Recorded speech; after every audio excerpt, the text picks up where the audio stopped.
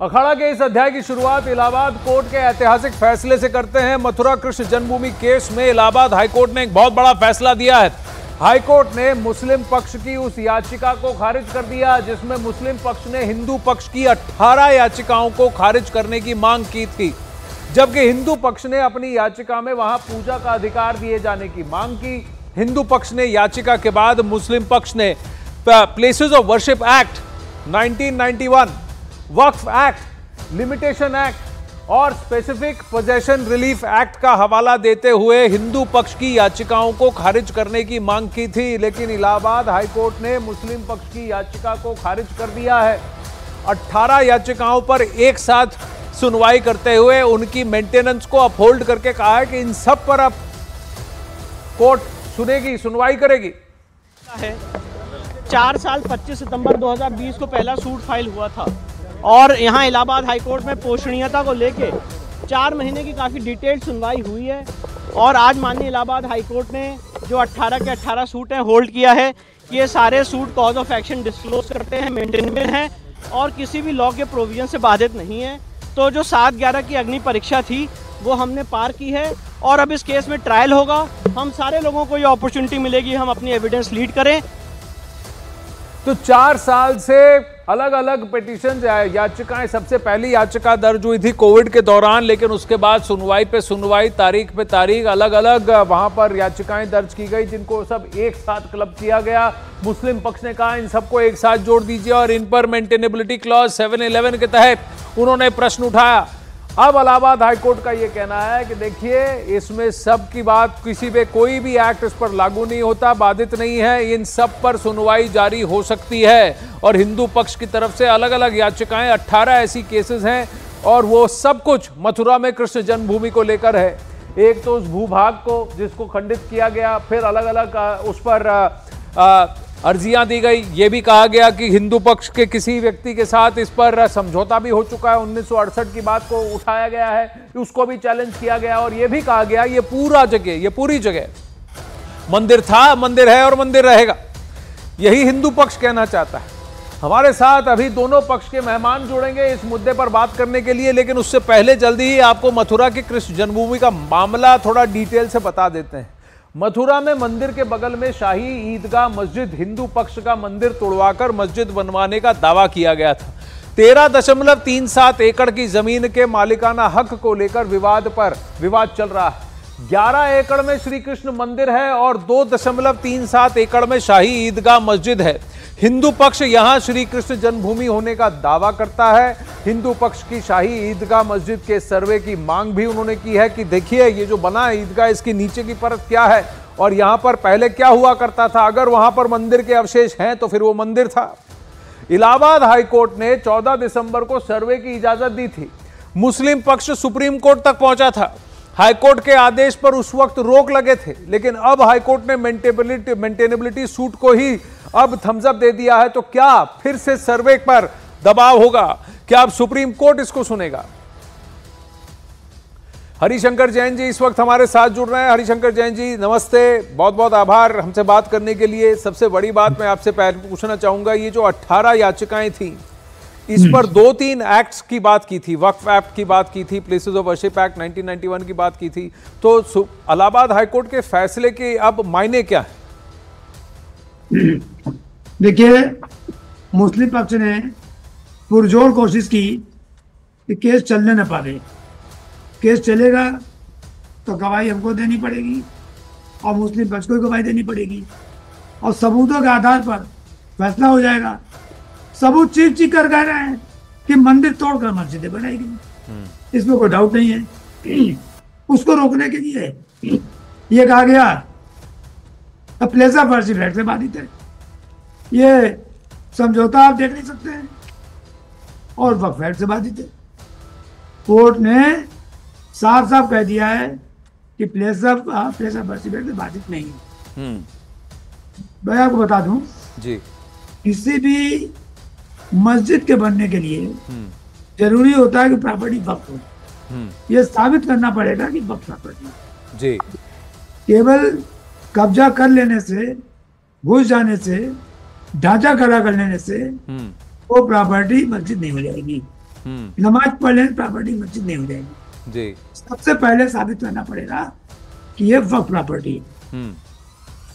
और वक्फ प्रॉपर्टी के लिए जरूरी है कि जिस प्रॉपर्टी पर तथाकथित मस्जिद बनी है उसका मालिक वाकिफ है, जी। जिसने वक्फ किया है उसका मालिक है और वक्फ डीड चाहिए। आज की तारीख में आज तक मुस्लिम पक्ष ने न कोई वक्फ डीड दाखिल की है, जी। न कोई ये कहा है कि फला आदमी ने इसको वक्फ किया है, जी। इसका कोई जवाब उनके पास नहीं है। जी। और दूसरी बात, जो ईश्वर हाँ। में जो जमीन नीत हो गई है, हाँ। मैं प्लेन शब्द में बता रहा हूँ, हाँ। तो अल्लाह के नहीं बच जाएगा। जी। अल्लाह की जमीन पर ईश्वर नहीं बच जाएगा। जी। ईश्वर की जमीन अलग है, अल्लाह की जमीन अलग। Principle of who was prior in time, जी। Who was in time, that is applicable. जी। तो मंदिर बनी हुई है और देवता में नीत कर रही है, हाँ। तो वहाँ कैसे मस्जिद बन जाएगी? बन ही नहीं सकती। तो वो आपका घुसना, उसके अंदर प्रवेश करना, जी। और इंक्रोचमेंट है। जी। और उस इंक्रोचमेंट को कोर्ट कभी भी हटा सकती है। इंक्रोचमेंट से आपको टाइटल नहीं मिल जाता। जी। ठीक इसके विपरीत 1815 में इस जगह का ऑक्शन सेल हुआ। जी। राजा पटनीमल बनारस के थे, उन्हें जमीन को खरीदा। उस समय कोई मस्जिद वहां नहीं थी और बाद में एक समझौता किया। समझौता करके अच्छा खासा हिस्सा 2 एकड़ से ज्यादा मुस्लिम को हिंदुओं की तरफ से दे दिया गया। और समझौता उन लोगों ने किया जो कि इस टेम्पल के एक इंच लैंड के जिनका स्वामित्व। हरिशंकर जैन जी, इसमें मुस्लिम पक्ष का दावा है और वहाँ पर भी ग्राउंड पर मैं भी गया हूँ, यहाँ पर मंदिर पर मैंने दर्शन किए हैं वहाँ पर लला के। लेकिन वहाँ पर प्रश्न ये उठता है कि जो कारावास है वो कारावास अलग जगह पे है, भले ही उसकी एंट्री एक छोटी सी जगह से आपको अंदर जैसे गुफा के जैसे जाते हैं वैसे जाना पड़ता है, और वो मस्जिद के बगल से प्रांगण से उन्होंने जायरा किया है। उन्होंने कहा कि ये तो वहाँ पर है, और अगर वहाँ पर उनका जन्म स्थान है, कृष्ण का जन्म उस कारावास में हुआ, तो जन्मभूमि तो वहाँ है। जहाँ ईदगाह है वो मंदिर की जगह कैसे हो गई, और वो कृष्ण जन्मभूमि कैसे हो गई? ये बात बार बार पूछा जाता है। आप सही कर रहे हैं। जो ओरिजिनल कारागार है जी, आज ठीक उसके ऊपर तथाकथित मस्जिद खड़ी हुई है, और यही ग्राउंड ऑफ कंटेंशन है कि जहाँ भगवान पैदा हुए थे वो जगह पर आपने कब्जा कर रखा है, वो कब्जा हटना है। और श्री राम श्री कृष्ण जन्मभूमि वही जगह है जो कारागार, और कारागार के ठीक ऊपर ये तथाकथित ये ढांचा बना दिया गया और कब्जा कर लिया जी। इसको हटवाने के लिए ही दावा दायर हुआ है। साफ प्रेयर की गई है कि ढांचा यहाँ से हटे, और जो 2.5 एकड़ जमीन आपने कब्जा कर लिया है वो कब्जा अवैध है, इलीगल है, वो हटना चाहिए और हटेगा जी। और वो जगह जब भगवान कृष्ण पैदा हुए थे जी, वो हिंदू को मिलेगी और हम वहां पूजा करेंगे। देखिए मैं इस समय जी कई मंदिर जी हरिशंकर जी, मैं एक और बात जानना चाहता हूं। हाईकोर्ट ने इससे पहले वहां पर सर्वे की इजाजत दी थी, जिस पर अभी सुप्रीम कोर्ट ने रोक लगा रखी है। आज जो फैसला हुआ है उसका उस मामले से कोई लेना देना है, कोई इंपैक्ट होगा उसका? नहीं, उस समय मामला केवल ये था जी कि जिस समय जब तक सूट की मेंटेबिलिटी तय न हो जाए, सर्च कारण डिसाइड हो जाए, तब तक सर्वे ना कराया जाए जी। मामला खुल गया। हाँ। वो पिटिशन इनफेक्शस हो गई। हाँ।